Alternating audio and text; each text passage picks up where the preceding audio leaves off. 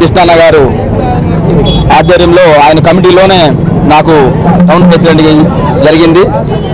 నా అదృష్టం ఏంటంటే ఈ ఉద్యమం స్టార్ట్ అయ్యి 30 సంవత్సరాలు అవటం, ఆ 30వ సంవత్సరం నన్ను టౌన్ అధ్యక్షుడిగా ఎన్నుకోవటం మన కృష్ణన్న గారికి కృతజ్ఞతలు తెలుపుకుంటున్నాను.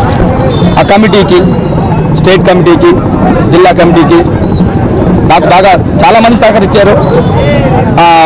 ఇక నుంచి ఎంఆర్పిఎస్ ఉద్యమానికి నా సాయశక్తుల నేను కృషి చేస్తాను.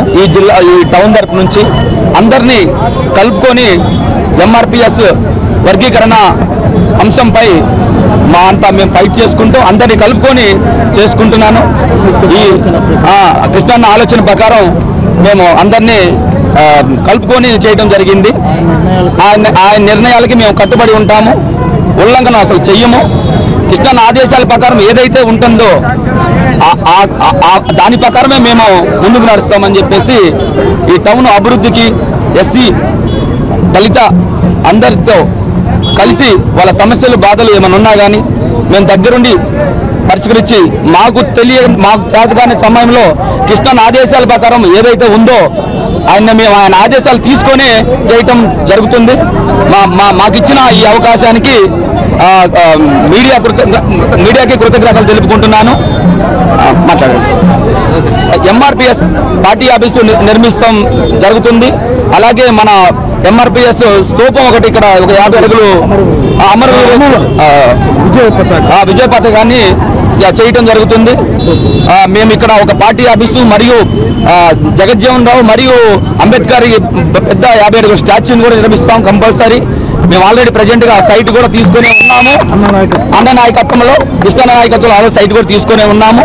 మేము ఈ 5-6 నెలల్లో ఈ మొత్తం కంప్లీట్ చేసి మళ్ళా మీ దృష్టికి మేము వచ్చి మేము చేసుకుంటాం. వదిలాలికి ఆషామాషాగా ఏదో ఒక లెటర్ పార్టీ ఉద్యమం కాదు, ఏదో ఆషామాషాగా ఒకరిద్దరు పెట్టుకున్నటువంటి ఉద్యమం కాదు. దండార ఉద్యమం 30 సంవత్సరాల చరిత్ర తీసుకుంటే దండార ఉద్యమంలో లాఠీ చార్జీలు, అరెస్టులు, ఆత్మహత్యలు, హత్యలు, దాడులు, ఎంతో మంది దీనికోసం ప్రాణాలు తెగించి ఊరులే ఈ ఉద్యమానికి సహకరించి ఎంతో ముందుకు నడిపించి మొట్టమొదట ఈ ఉద్యమాన్ని ఇంత విస్తృతంగా నడపడానికి ఏ ఉద్యమానికైనా గొప్ప నాయకుడు కావాలి, నిర్ణయాలు తీసుకునే నాయకుడు కావాలి, నిజాయితీ కలిగిన నాయకుడు కావాలి, నిబద్ధతతో నడిచే నాయకుడు కావాలి. నేను నా ప్రజలకు భరోసాగా ఉన్నానని ప్రజలను నమ్మించే నాయకుడు కావాలి.